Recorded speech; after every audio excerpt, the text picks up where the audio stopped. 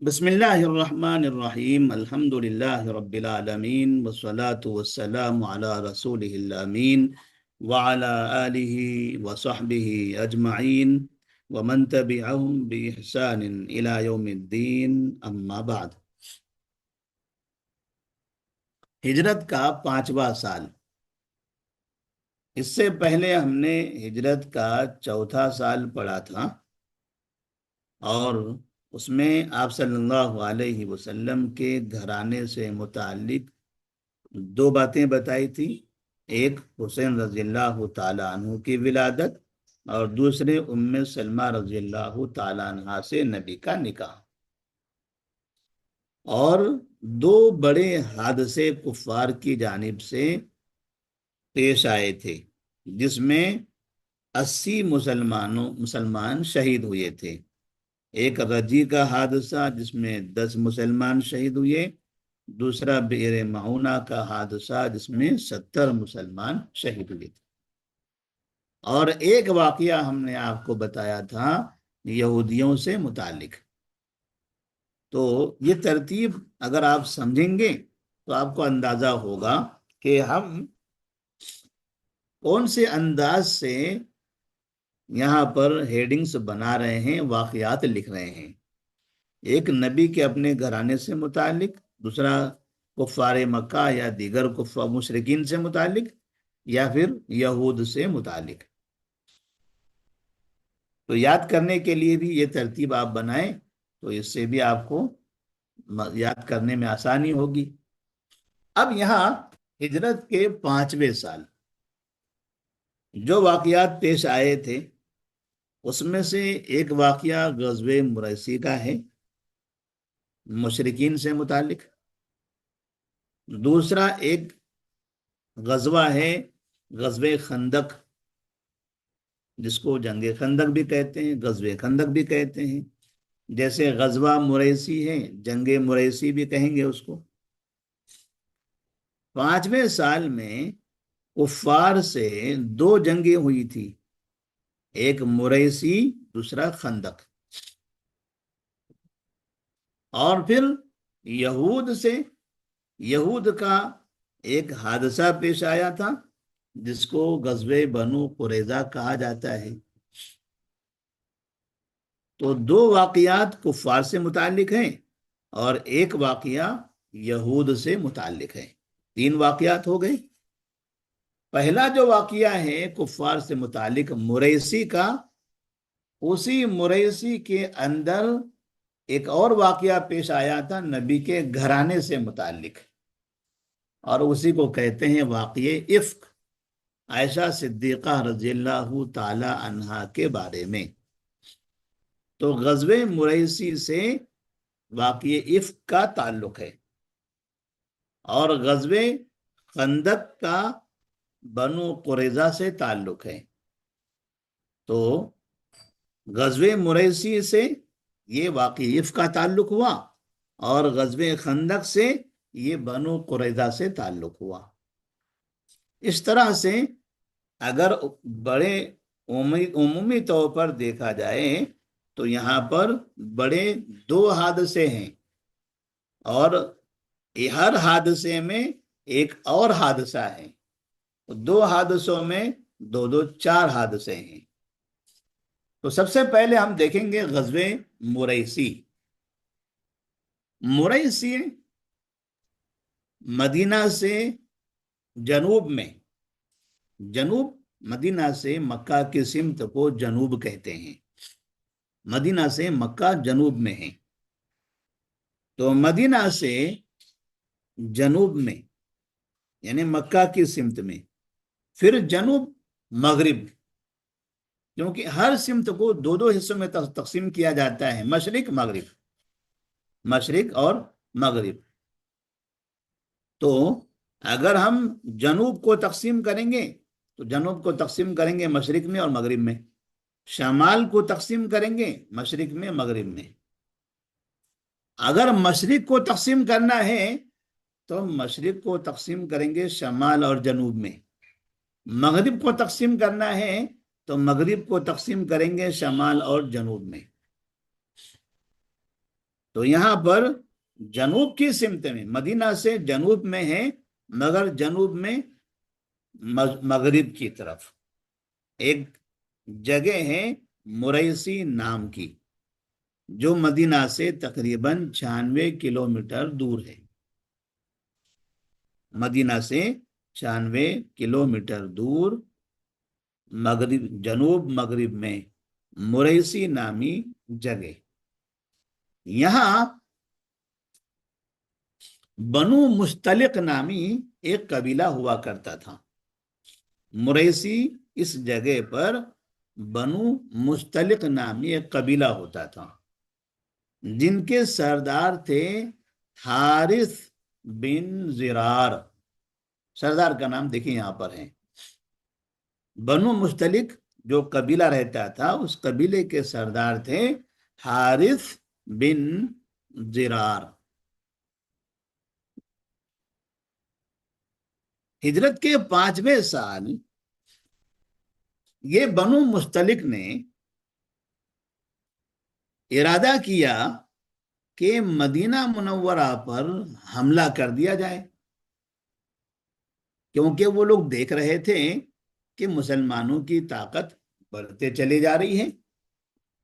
اس سے پہلے جو ہجرت کا 4تھا سال تھا، انہوں نے یہ حادثے رجی اور بئر معونہ یہ دونوں دیکھ لیا تھا کہ رجی کے مقام پر 10 مسلمانوں کو قتل کر دیا گیا، بئر معونہ پر 70 مسلمانوں کو مار دیا گیا۔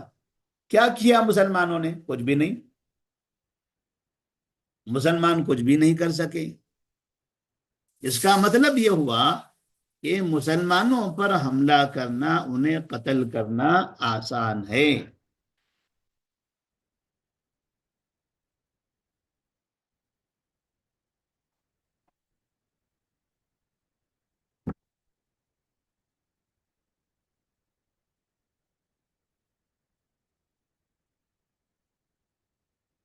تو اس طرح سے بنو مستلق کو ایسا محسوس ہوا کہ پھر مسلمانوں پر حملہ کرنا تو آسان ہے۔ وہ رجی کے علاقے میں 10 مسلمانوں کو لے جا کر قتل کر دیا، بئر معونہ کے مقام پر 70 صحابہ کو لے جا کر انہوں نے قتل کر دیا۔ ان کے اندر ہمت آئی بنو مستلق میں، اور یہ مدینہ سے صرف قریب 96 کلومیٹر یعنی 100 کلومیٹر کے اندر ہی تھے، جبکہ آپ دیکھ رہے ہیں رجی یہ مکہ اور طائف کے درمیان تقریباً 80 کلومیٹر پر واقع ہے، یعنی مدینہ سے مکہ ویسے ہی 450 کلومیٹر ہے، اس کے بعد ہے یہ بئر معونہ، یہ بھی مدینہ سے 400 کلومیٹر، یعنی دونوں کا جو فاصلہ ہے مدینہ سے 400 450 کلومیٹر دور پر ہے۔ اتنے دور والوں نے مدینے والوں کو اپنے پاس بلا کر قتل کر دیا، تو ہم تو یہاں نزدیکی ہیں، ہم تو آسانی سے پورے شہر پر ہی حملہ کر سکتے ہیں۔ تو بنو مستلق نے تیاری شروع کر دی، تیاری شروع کی کہ چلو مدینہ جاتے ہیں، مدینہ پر حملہ کرتے ہیں۔ ادھر نبی کریم صلی اللہ علیہ وسلم کو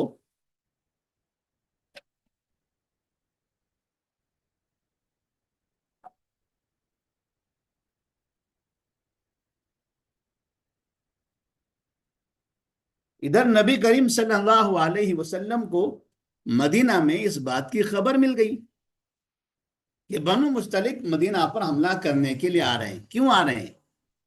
کیا کیا ہے ہم نے آپ کا؟ کیوں مدینہ پر حملہ کرنا چاہتے ہو؟ ہم نے تو آپ کا کوئی نقصان نہیں کیا ہے نا، نہ ہم آپ سے جنگ کرنا چاہتے ہیں، نہ ہم نے آپ کے کسی آدمی کو قتل کیا ہے، صرف اس لیے کہ ہم مسلمان ہیں۔ ہم مسلمان ہیں، وہ جیسے کفار مکہ جب دل میں آتا ہے نکل پڑتے ہیں، کہاں جانا ہے تو مدینہ جانا ہے، کیوں جانا ہے تو مدینہ پر حملہ کرنا ہے۔ تو وہ انہیں دیکھ کر آپ بھی ہمارے اوپر حملہ کرنا چاہو گے؟ نبی کریم صلی اللہ علیہ وسلم نے وارننگ دے دی، بتا دیا کہ مدینے پر حملہ کرنا اتنا آسان نہیں ہے۔ کفار مکہ کر رہے ہیں، انہیں سبق سکھایا جائے گا، لیکن انہیں دیکھ کر دوسرا کوئی ہمت نہ کریں، اور آپ بنو مستلق والو اپنی جگہ پر خاموشی سے رہو، خواہ مخواہ مدینہ کی طرف آ کر ہم پر حملہ کرنے کی کوشش نہ کرو۔ مگر بنو مستلق کو لگتا تھا کہ مسلمان کمزور ہیں، آسانی سے جائیں گے، حملہ کر کے آ جائیں گے۔ ادھر نبی کریم صلی اللہ علیہ وسلم نے تیاری کرنا شروع کر دی، 700 صحابہ کو تیار کیا، 700 صحابہ کو تیار کیا، اور صحابہ سے کہا کہ بنو مستلق اپنی فوج مدینہ لے کر آئے، اس سے پہلے ہم خود ان کے گاؤں چلے جاتے ہیں، ہم خود ہی ان کے گھر پہنچ جاتے ہیں، انہیں یہاں آنے کی تکلیف مت دیجیے، انہی کے گھر ہم پہنچ جاتے ہیں اور وہاں جا کر ان سے مقابلہ کرتے ہیں۔ لہذا 700 صحابہ کو لے کر آپ صلی اللہ علیہ وسلم مدینہ سے 96 کلومیٹر دور مریسی کے مقام پر بنو مستلق کے پاس پہنچ گئے۔ بنو مستلق جو یہ سمجھ رہے تھے کہ مسلمان کمزور ہیں، ان پر حملہ کرنا آسان ہے، جب انہوں نے یہ سنا کہ مسلمانوں کی فوج ہمارے علاقے میں آ گئی ہے، بہت گھبرائے، ڈر گئے۔ ہم نے سوچا کچھ اور تھا، یہاں تو منظر دوسرا ہی ہے، اگر مسلمان یہاں آئے ہیں اس کا مطلب مسلمانوں میں طاقت اور ہمت ہم سے زیادہ ہے، اگر کمزور ہوتے، ڈرے ہوئے ہوتے تو وہ ہمارے پاس نہ آتے۔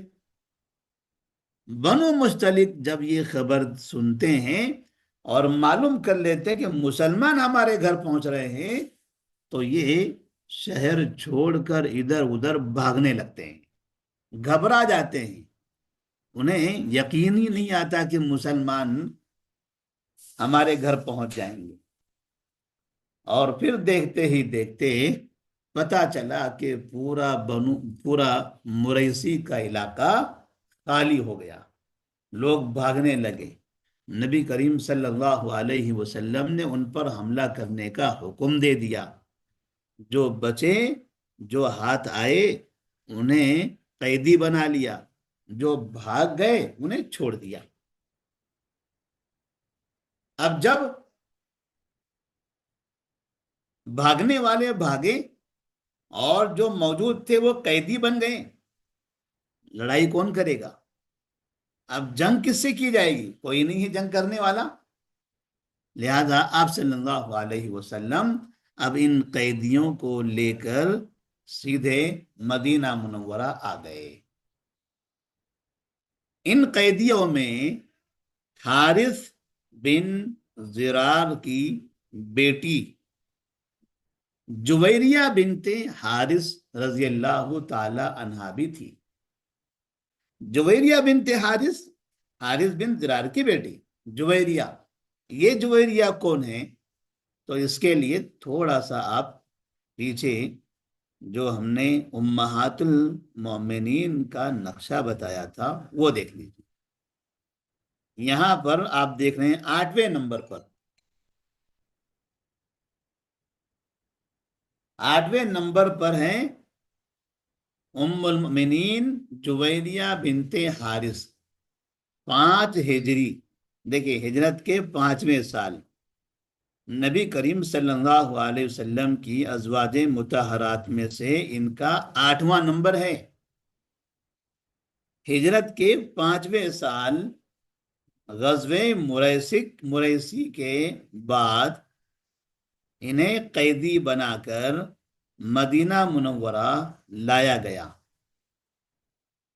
اور آپ صلی اللہ علیہ وسلم نے، جویریہ چونکہ سردار کی بیٹی تھی، اور آپ صلی اللہ علیہ وسلم کا یہ طریقہ تھا کہ انزل الناس منازلہم، لوگوں کا جو معیار ہے، جو ان کا مقام ہے، ان کے حساب سے ان کی عزت کرنی چاہیے۔ سردار کی بیٹی تو بیٹی کی اسی حساب سے عزت ہونی چاہیے، کیونکہ وہ اس معیار میں زندگی گزار رہے ہوتے ہیں۔ بڑے انسان کو چھوٹی جگہ پر آپ رکھیں گے یا ان کو پریشان کریں گے، تنگ کریں گے، تو انہیں تکلیف ہوگی، افسوس ہوگا، ذلت محسوس ہوگی۔ تو آپ صلی اللہ علیہ وسلم نہیں چاہتے تھے کہ ہم کسی کو ذلیل کریں، رسوا کریں، پریشان کریں۔ جن کا جو مقام ہے انہیں ان کا مقام دیا جائے۔ سردار لوگ ہیں، عزت دار لوگ ہیں، بڑے لوگ ہیں، تو ان کو ہم بڑا پن دیں گے، وہی عزت دیں گے، تاکہ وہ خوش رہیں ہم سے، اور انہیں پتا چلے کہ مسلمان کافروں کو ذلیل اور رسوا کرنے کے لیے نہیں آیا، تنگ کرنے، لڑنے، قتل کرنے کے لیے نہیں آیا ہے۔ مسلمان کافروں کے درمیان میں اسلام کی دعوت و تبلیغ کرنے کے لیے آیا ہے، اسلام کے بارے میں بتانے کے لیے آیا ہے۔ ہمارا مقصد لڑائی کرنا اور جنگ کرنا، جنگ میں جیتنے کے بعد قیدی بنانا، قیدی بنا کر ذلیل رسوا کر دینا، مار دینا، قتل کر دینا، یہ ہمارا مقصد نہیں ہے۔ ہمارا مقصد ہے بس اسلام کی دعوت۔ اس لیے آپ صلی اللہ علیہ وسلم نے سردار حارث بن زرار کی بیٹی جویریہ کو عزت دی اور ان کو آزاد کر دیا، اور پھر آزاد کر کے ان سے نکاح کر لیا۔ نکاح کرنے سے جویریہ اب ام المؤمنین بن گئی۔ وہاں وہ سردار کی بیٹی تھی، اب یہاں سردار کی بیوی ہے۔ وہ سردار، مدینے کے سردار، مدینے کے اطراف کے سردار، سید المرسلین نبی صلی اللہ علیہ وسلم کی بیوی ہیں، اور نبی کی زوجیت میں داخل ہونے والوں کا مقام بہت اونچا ہو گیا۔ صحابہ رضی اللہ تعالی عنہم ان کی بڑی عزت کرتے تھے۔ سردار جو حارث بن زرار تھے، انہیں پتا چلا کہ میری بیٹی قیدی بنا کر مسلمان مدینہ لے گئے، اور بجائے انہیں ذلیل رسوا کرنے کے، انہیں قید رکھنے کے اور انہیں تکلیف دینے کے، انہوں نے ان کو بہت زیادہ عزت دے دی۔ بھلا قیدیوں کو بھی کوئی عزت دیتا ہے؟ لوگ تو قیدیوں کو ذلیل و رسوا کرتے ہیں۔ یہ کیسے پیغمبر ہیں، کیسے محمد بن عبداللہ ہیں جنہوں نے قیدی کو اتنی بڑی عزت دی، جبکہ انہیں پتا ہے کہ جویریہ کا باپ حارث بن زرار اپنی فوج کے ساتھ مدینہ پر حملہ کرنے کے لیے آنا چاہتا تھا۔ ہم تو انہیں مارنا چاہتے تھے، ان پر حملہ کرنا چاہتے تھے، اور انہوں نے ہمارے ساتھ یہ برتاؤ کیا، اتنی عزت سے پیش آئے ہمارے ساتھ۔ حارث بن زرار جویریہ رضی اللہ تعالی عنہا، جو ان کی بیٹی تھی، نبی کی بیوی تھی، ان کے اس مقام سے بہت خوش ہوئے کہ نبی نے ان کی بیٹی کو اتنی عزت دی، اور اتنے متاثر ہوئے کہ حارث بن زرار مسلمان ہو گئے، سردار مسلمان ہو گئے۔ اور جو بنو مستلق کے لوگ قیدی بنا کر لائے گئے تھے مدینہ منورہ، ان لوگوں نے جب یہ دیکھا کہ ہمارے قبیلے کے سردار کی بیٹی سے نبی نے نکاح کر لیا ہے، اس کا مطلب اب نبی ہمارے قبیلے کے داماد ہیں، تو یہ کیسے ہو سکتا ہے کہ ہم اپنے قبیلے کے داماد سے جنگ کریں؟ ان سب کا دل بدل گیا اور وہ سب نرم پڑ گئے۔ ادھر صحابہ رضی اللہ تعالی عنہم، جن کے پاس بنو مستلق کے یہ قیدی تقسیم کر دیے گئے تھے، کیونکہ جب قیدی لائے گئے مدینہ تو صحابہ رضی اللہ تعالی عنہم کے درمیان قیدی تقسیم کر دیے گئے۔ جو جنگ میں جاتے ہیں ان کے درمیان مال تقسیم کیا جاتا ہے، مال، ہتھیار، پیسہ اور ساتھ میں قیدی بھی۔ تو صحابہ رضی اللہ تعالی عنہم کے پاس بنو مستلق کے جو قیدی تھے، انہوں نے ان تمام قیدیوں کو بھی آزاد کر دیا۔ کیوں؟ انہوں نے یہ سوچا کہ جس قبیلے سے ام المومنین ہیں، یعنی جویریہ رضی اللہ تعالی عنہ، کیا ہم اپنی ماں کے قبیلے کے لوگوں کو اپنے پاس قیدی بنائیں گے؟ یہ کبھی نہیں ہو سکتا۔ جویریہ رضی اللہ تعالی عنہ اب ہماری ماں ہیں، وہ ام المومنین ہیں، کیا ہم ام المومنین کے قبیلے کے لوگوں کو اپنے پاس قیدی بنا کر رکھیں گے؟ یہ کبھی نہیں ہو سکتا۔ سب نے ان تمام قیدیوں کو آزاد کر دیا۔ اب ان قیدیوں نے جب یہ دیکھا کہ مسلمان کتنے اچھے لوگ ہیں، ان کو تو اچھا موقع تھا کہ ہمیں وہ غلام بنا کر رکھ لیتے، انہوں نے ہمیں عزت سے آزاد کر دیا ہے۔ ان کے اخلاق سے متاثر ہو کر وہ تمام کے تمام قیدی مسلمان ہو گئے، تمام کے تمام قیدی مسلمان ہو گئے۔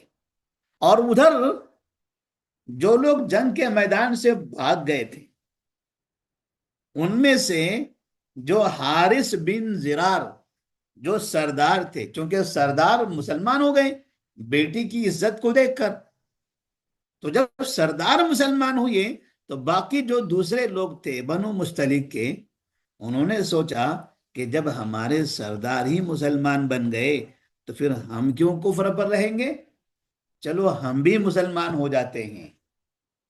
نتیجہ یہ ہوا کہ بنو مستلق پورا کا پورا مسلمان ہو گیا۔ 100 سے زائد گھرانے کے لوگ تھے، 100 سے زائد گھر تھے بنو مستلق میں، سب کے سب مسلمان ہو گئے۔ اسی لیے کہا جاتا ہے کہ جویریہ رضی اللہ تعالی عنہ، ام المؤمنین جویریہ بنت حارث، یہ جب مدینہ آئی، نبی کی زوجیت میں آئی، تو انہوں نے بہت سا خیر لایا۔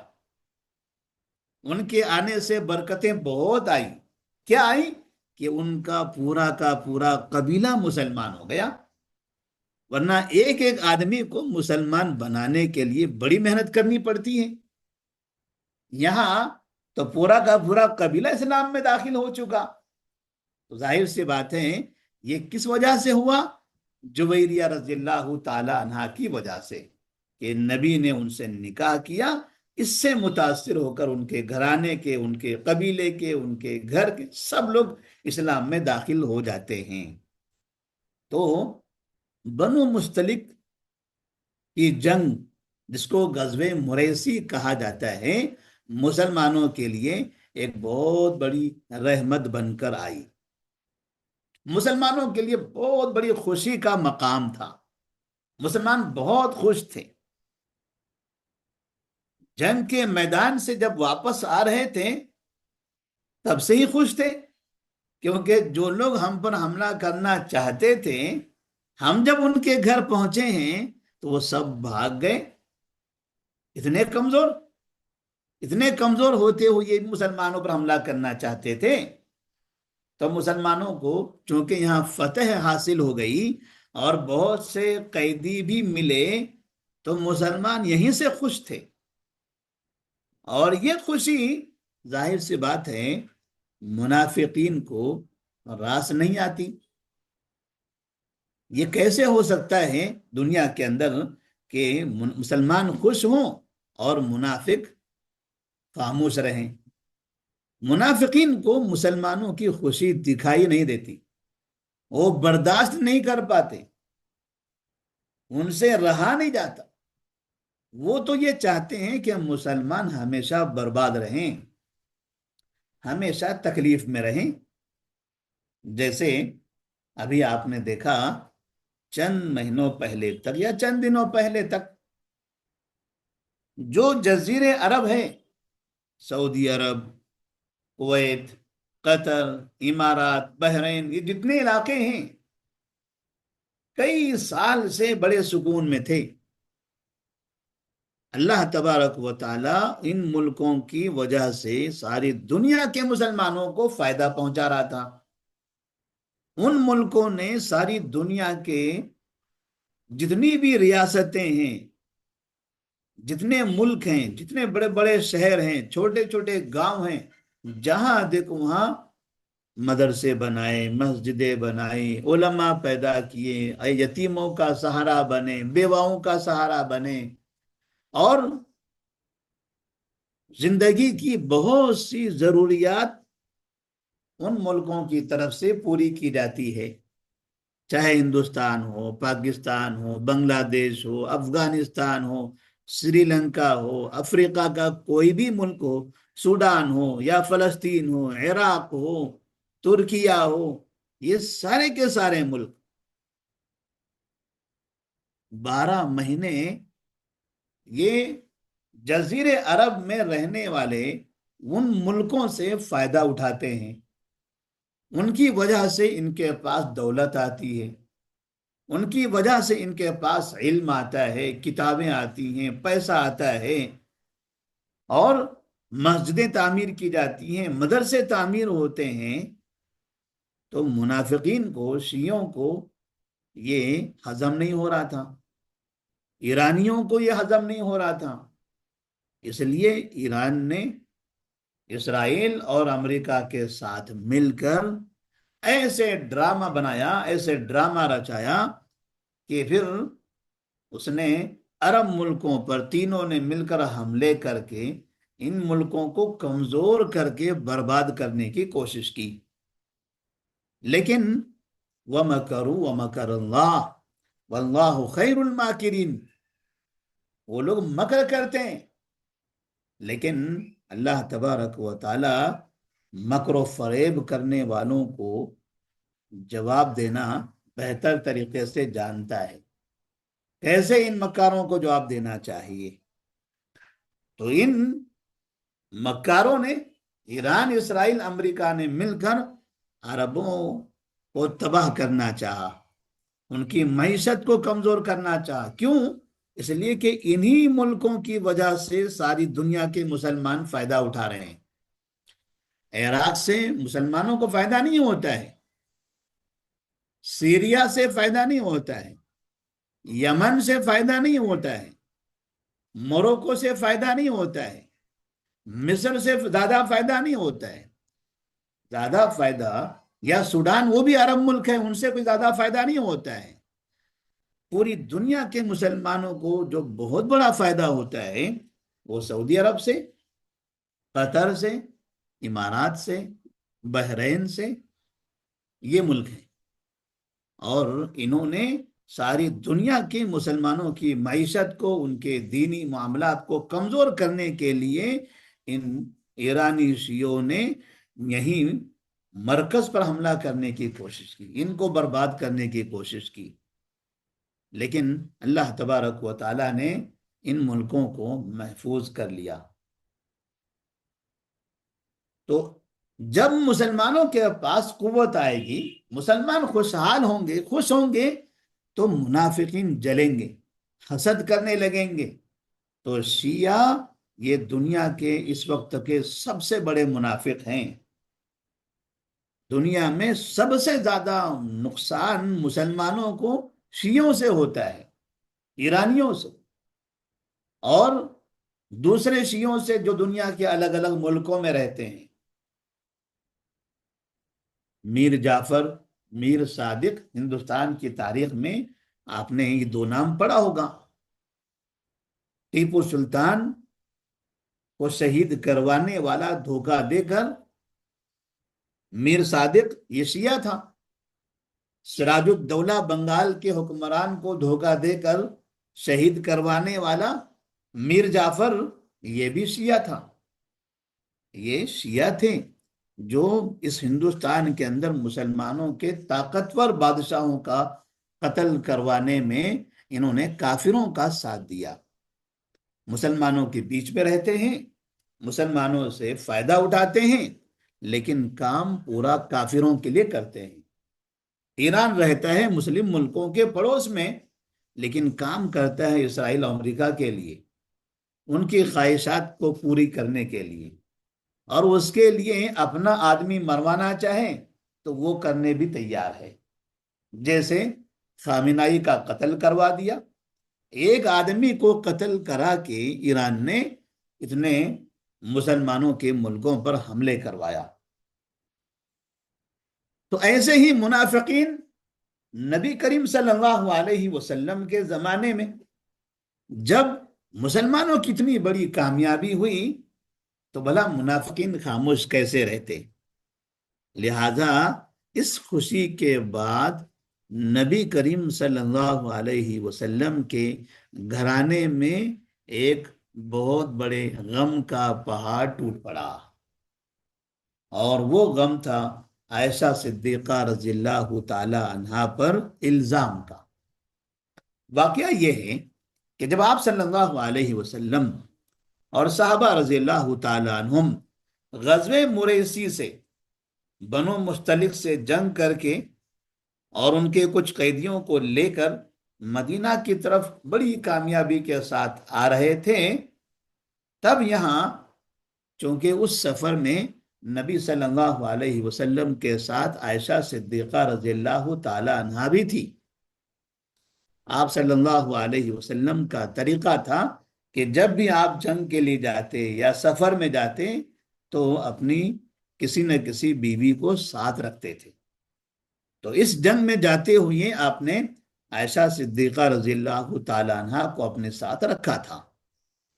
واپسی میں عائشہ صدیقہ رضی اللہ تعالی عنہا جب نبی کے ساتھ ایک میدان میں پڑاؤ ڈالی ہوئی تھی، ایک میدان میں رکے ہوئے تھے کہ عائشہ صدیقہ رضی اللہ تعالی عنہا کو قضائے حاجت کی ضرورت پیش آئی، تو وہ میدان سے دور، لوگوں کی نظروں سے دور جا کر قضائے حاجت سے فارغ ہو کر واپس آتی ہیں۔ واپس آنے کے بعد انہیں ایسا لگتا ہے کہ میرے گلے میں جو ہار تھا وہ ہار نہیں ہے، ان کے گلے میں ایک ہار تھا، سونے کا ہار، وہ گم ہو گیا۔ اب وہ پریشان ہو گئی کہ گلے کا ہار کہاں چلا گیا، تو وہ تلاش کرنے کے لیے اسی راستے واپس گئی جہاں وہ گئی تھی قضائے حاجت کے لیے۔ ادھر تک وہ راستے بھر تلاش کرتے کرتے وہاں پہنچی، جاتے ہوئے کہیں بھی وہاں تک نہیں ملا، وہ ہار نہیں ملا۔ واپس آئی، واپس آنے کے بعد دیکھا تو یہاں جو قافلہ رکا ہوا تھا یہ قافلہ چلا گیا، یہ ہار تلاش کرنے میں رہ گئی، اور ادھر قافلے کو پتہ بھی نہیں چلا۔ جو ہودج میں، جس ڈولی میں عائشہ صدیقہ رضی اللہ تعالیٰ عنہ بیٹھتی تھی، جس کو ہودج کہا جاتا ہے، تو لوگوں کو لگا کہ عائشہ صدیقہ رضی اللہ تعالیٰ عنہ اندر بیٹھی ہوئی ہیں، اور وہ ہودج اٹھا کر چل دیے۔ پورا کا پورا قافلہ نبی کے ساتھ آگے نکل گیا، اور یہ واپس آئی تو دیکھا کہ میدان میں وہاں لوگ ہے ہی نہیں، پریشان ہو گئی، اور اسی جگہ بیٹھ گئی جہاں پر ان کی سواری تھی، جس جگہ ان کی سواری تھی، جہاں پہلے وہ بیٹھی ہوئی تھی، اسی جگہ پر آ کے بیٹھ گئی، اور وہاں جو سواری بیٹھی ہوئی تھی سواری اٹھ کر چلے گئی، تو پتا چلا ہار تو یہیں رکھا ہوا ہے، وہ ہار ان کا وہیں گرا تھا اور سواری کے نیچے آ گیا تھا۔ لیکن انہوں نے سمجھا کہ ادھر گرا ہے میدان میں کسی اور جگہ جہاں وہ راستے میں گئی تھی، ادھر تو نہیں ملا، یہاں آ کر دیکھا تو یہاں مل گیا، مگر ہار ملا۔ لوگ کہاں ہیں، قافلہ کہاں ہیں، نبی صلی اللہ علیہ وسلم کہاں ہیں، سب چلے جا چکے ہیں۔ اب یہ پریشان ہو گئی، اسی میدان میں اس جگہ بیٹھ گئی، اس امید کے ساتھ کہ جیسے قافلے کو پتا چلے گا کہ میں ان کے ساتھ نہیں ہوں تو فوراً کوئی نہ کوئی ہمیں لینے کے لیے، تلاش کرنے کے لیے واپس آئے گا، تو اسی جگہ پر بیٹھنا چاہیے۔ تو وہاں صفوان بن معطل رضی اللہ تعالی عنہ بھی تھے۔ صفوان بن معطل رضی اللہ تعالیٰ عنہ کا کام یہ ہوتا تھا قافلے میں کہ پورا قافلہ چلے جانے کے بعد یہ میدان دیکھتے تھے، گھومتے تھے پورے میدان میں، کہیں کوئی سامان تو گرا نہیں ہے، کسی کی کوئی سواری تو چھوٹی نہیں ہے، کوئی انسان تو چھوٹا ہوا نہیں ہے۔ ایسا پورا میدان دیکھتے تھے گھوم کر، اور پھر اس کے بعد پیچھے پیچھے جاتے تھے۔ تو ان کا یہ کام تھا، ان کی یہ ذمہ داری تھی۔ قافلہ جانے کے بعد صفوان بن معطل رضی اللہ تعالیٰ عنہ پورا میدان گھوم رہے تھے کہ اس میدان میں صحابہ رضی اللہ تعالیٰ عنہ کا کوئی سامان وغیرہ چھوٹا تو نہیں ہے۔ دیکھتے رہے تو سامان تو نہیں ملا۔ ایک خاتون دکھائی دی، نزدیک آئے تو پتا چلا کہ عائشہ صدیقہ ام المؤمنین رضی اللہ تعالیٰ عنہ ہے۔ بڑے پریشان ہو گئے، یہ کیسے آپ یہاں؟ تو عائشہ صدیقہ رضی اللہ تعالیٰ عنہ نے واقعہ سنا دیا، ہاں ایسا ایسا ہوا۔ صفوان بن معطل رضی اللہ تعالیٰ عنہ نے اپنی سواری نیچے بٹھائی، عائشہ صدیقہ رضی اللہ تعالیٰ عنہ سے کہا اس پر آپ سوار ہو جائیے۔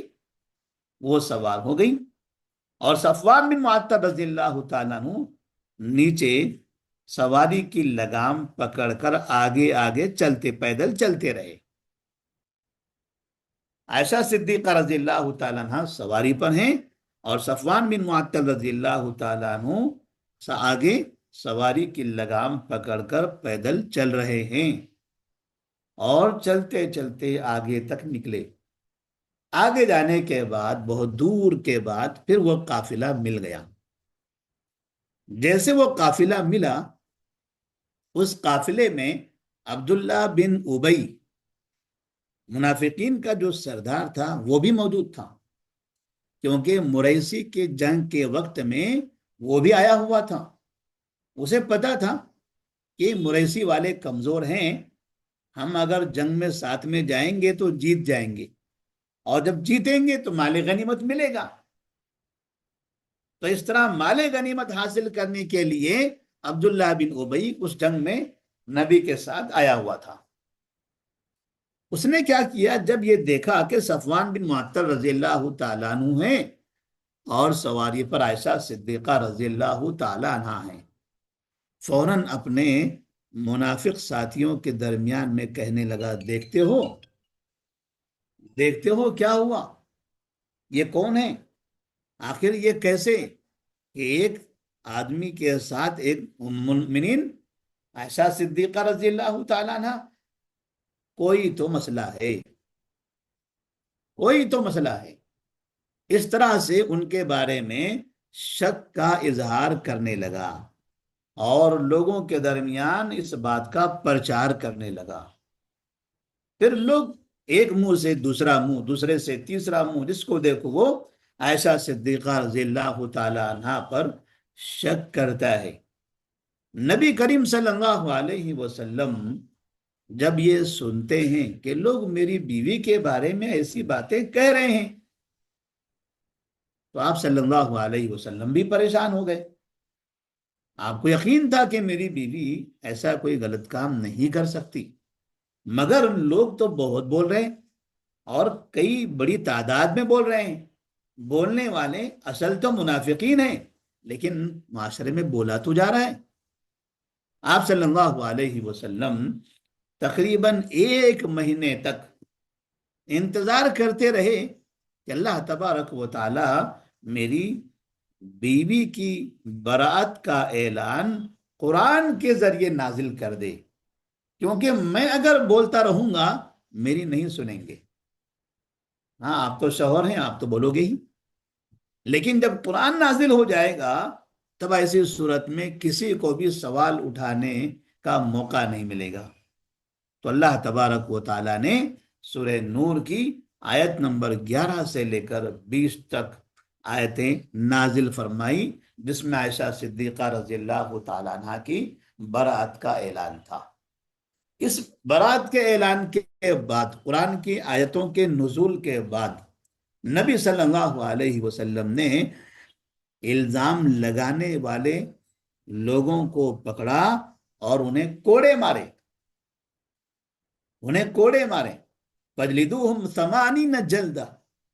اللہ تبارک و تعالیٰ نے فرمایا کوئی کسی پر الزام لگاتا ہے اور پھر جھوٹا پایا جاتا ہے، الزام لگایا، جھوٹا الزام لگایا، تو ایسی صورت میں انہیں 80 کوڑے مارو۔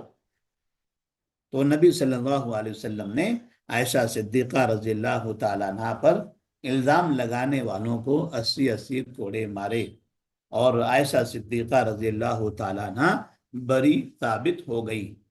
مگر آج تک بھی وہ منافقین، عبداللہ بن ابی کے ماننے والے اور یہ شیعہ، آج بھی جو شیعہ ہیں ساری دنیا کے اندر، چاہے ہندوستان کے ہوں، پاکستان کے ہوں، عراق کے ہوں، ایران کے ہوں، جہاں جہاں بھی شیعہ ہیں، آج بھی ان کا عقیدہ یہ ہے کہ عائشہ صدیقہ رضی اللہ تعالی عنہ نعوذ باللہ زانیہ ہیں۔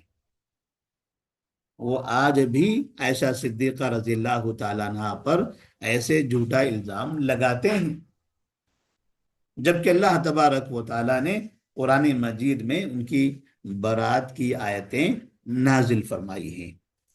تو یہ جو واقعہ ہے، یہ واقعہ ہجرت کے 5ویں سال پیش آیا تھا۔ اس واقعے کا تعلق غزوہ مریسی سے تھا، کیونکہ اس جنگ سے واپس آتے ہوئے یہ واقعہ پیش آیا تھا۔